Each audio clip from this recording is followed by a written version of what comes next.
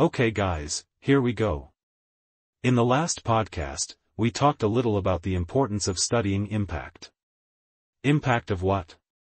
The impact of volume on prices. I also talked about how I measured it with my cunning methods. Quite simply, as I mentioned, I would measure it as either a positive impact, meaning the slippage would occur, resulting in a difference between the displayed price and the buy or sell price, or a zero impact, where nothing happens, and the price remains steady at the displayed price. Or it could be a negative impact, where it moves in the opposite direction, and we are executed in our favor, so to speak, but abnormally. Now, what my colleague was explaining to me, if he's listening, a colleague named Nicholas, not giving his full name but maybe a Nicholas out there will recognize himself, what he was saying was that a much more relevant way to measure it was in terms of amplitude, alright? So here, I'm not talking about price amplitude, I'm talking about market-making amplitude. I'm talking about amplitude, I'm talking precisely about my impacts, I'm talking about the notion of impact we were discussing earlier. This famous impact, this volume price impact. When it's positive, that's one thing, when it's zero, it's another, and when it's negative, it's something else entirely. Now, what my colleague was explaining, whether it's positive or negative doesn't matter. But when there is an impact, the most important thing is actually to measure how much that impact is. And indeed, he was absolutely right. Simply put, take, for example, the Nasdaq 100. A slippage of 2 ticks on an execution of 5 contracts.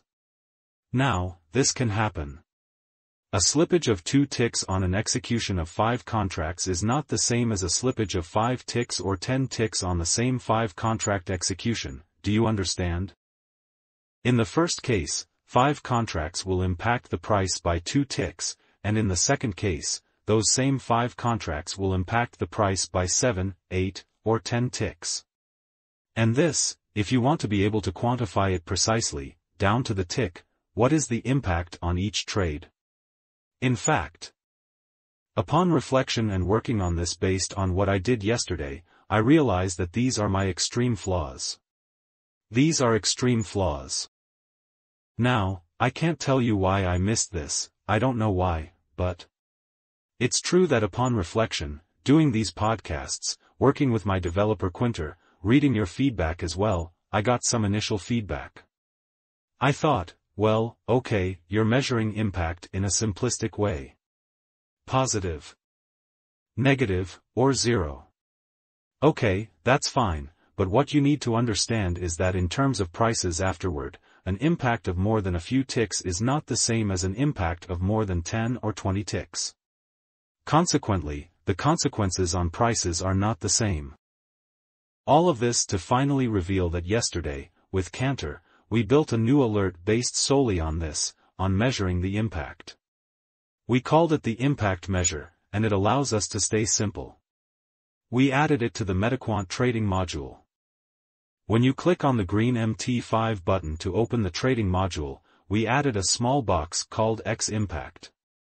This allows you to define an impact, so you enter it in ticks.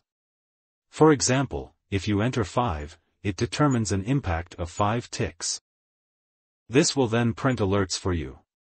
The S5 alert will print alerts for all market contracts that have generated an impact of 5 ticks or more. And I assure you, it's incredibly effective, honestly. Excuse me, there's an airplane passing by.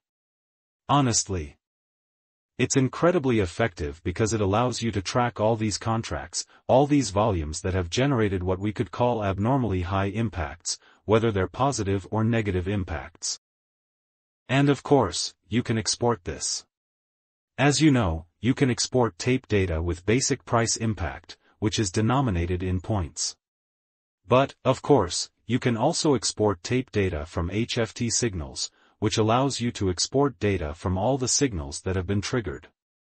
So, you activate S5, this signal, we export it, and then you find all the trades that were triggered based on what? Based on the value you entered in MetaCount. You can even do it quite drastically. For example, you can let it run for a day and set a price impact of 20 ticks.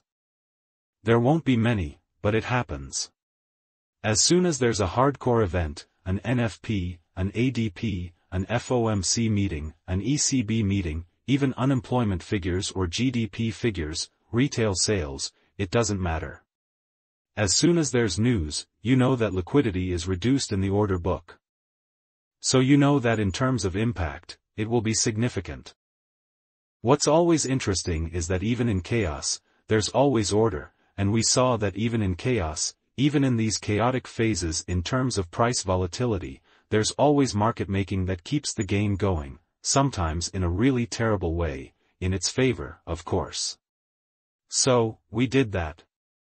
We created this alert, so you can set your threshold, the level at which it triggers and beyond which it triggers an alert as soon as it detects a volume price impact that is equal to or greater than the number of ticks you defined. You'll see that it tells you a lot just by looking at the map.